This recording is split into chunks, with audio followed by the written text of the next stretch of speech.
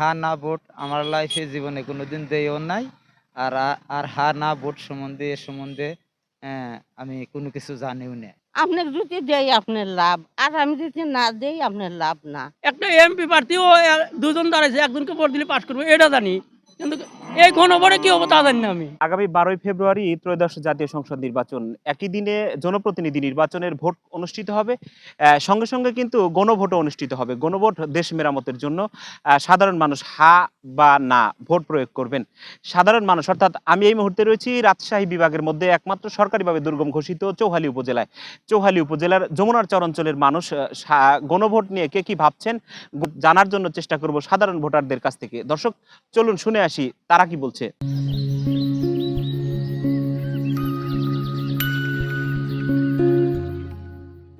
হা না ভোট আমার লাইফে জীবনে কোনোদিন দেইও নাই। আর হা না ভোট এ সম্বন্ধে আমি কোনো কিছু জানিও না। তে কি লাভ আছে নাতে কি লাভ আছে এটা সম্বন্ধে আমার কোনো ধারণা নাই, বা আমি এর আগে কোনোদিন হা না ভোট দেইও নাই, জানিও না। আমরা চর অঞ্চলের মানুষ। হার পক্ষে যদি হয় তাহলে বাংলাদেশ মানুষ কিন্তু একত্রভাবে সমান অধিকার পালন করতে পারবে। আর যদি না হয় তাহলে বোঝা যাবে যে বাংলাদেশের মানুষের ভিতরে একটু পরিত্যক্ত বিষয় কাজ করে থাকে। এই জন্যই বুঝাইছে যে না, আমাদের বাংলাদেশকে একত্র হতে হলে হা ভোটের দিকে পক্ষ থাকতে হবে। হা না ভোট আর কিছু আমরা জানা নাই, এটা আমরা দেখিও নেই। আমরা বার বেচা কিনি করি, এখানে ছোটখাটো একটা ব্যবসা করতেছি। এখানে ভোট দিতে যাবো, এখানে যেটা ভালো লাগে এটা দিয়ে চলে আসবো। হাজা ভোট আমি দেই নেই। আমরা দুজন লোক, আমরা কইর হবো না, খালি শুনছি যে হার না ভোট, এই তাছাড়া আর ভোট দিই নেই। গণভোট সম্পর্কে দেখা যায় সাধারণত গ্রাম অঞ্চলে তো এরকম সাধারণ মানুষ জানে না। গণভোট সম্পর্কে আমি দুই একটা কথা বলতে চাই। যেরকম হইতেছে গণভোট চালু হইলে পারে দেখা যায় এক সরকার 2 বছরের বেশি 2 বছর 2 টার্মের বেশি নির্বাচন করতে পারবো না। আর দেখা যায় গণভোটের মাধ্যমটা হইতেছে বিরোধী দল থেকে ডেপুটি স্পিকার সংসদে আইন চালু করতে হইব। এই হইতেছে গণভোটের যে ইগুলা, আর দেশের যে পরিস্থিতিগুলা, যে সত্য ন্যায়ের যে কথাগুলা, এগুলাই গণভোটের হইতেছে মূল কথা। হাতে দিলি পরে এই যে ফেসিবাদ এটা হাসিনা দিয়ে চলে যাইব, এই নাতে দিলি। আর হাতে দিলি পরে আমার বাংলাদেশে ভালো পথে ইসলামিক দল আসবো, ভালো লোক গুনে আসবো।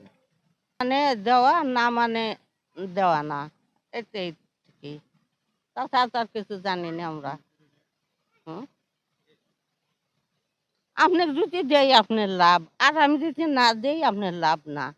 এই গণভোটে হা দিলে এই দেশ অনেক উন্নয়নের পর্যায়ে যাবে এবং দেশ থেকে ফেসিবাদ আর মাত্রাছাড়া দিয়ে উঠবে না।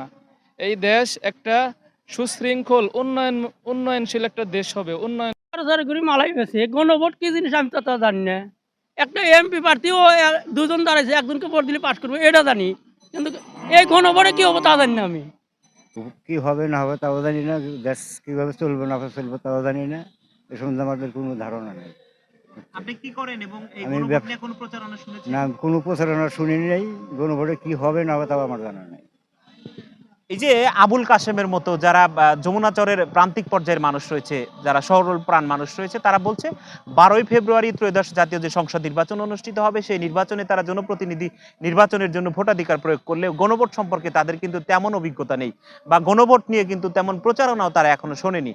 যে কারণে তারা গণভোট নিয়ে কোনো আসলে মন্তব্য করতে পারছে না। তারা বলছে রাষ্ট্র ভালো চালুক, রাষ্ট্রের যারা দায়িত্বে থাকবে তারা যেন রাষ্ট্র মেরামত সহ নাগরিকদের সার্বিক কল্যাণে কাজ করে যায়। একই সাথে যমুনার দুর্গম চরাঞ্চল সহ সারা দেশের যারা মানুষ রয়েছে, অবহেলিত মানুষ রয়েছে, সেই অবহেলিত মানুষদের নাগরিক সুবিধা যেন শতভাগ নিশ্চিত করা হয়, এমন প্রত্যাশা করেছেন এদের মতো প্রত্যেকেই। এই ছিল সিরাজগঞ্জের দুর্গম চরাঞ্চল চৌহালি উপজেলার যোতপাড়া বাজার থেকে গণভোট নিয়ে সাধারণ মানুষের মতামত।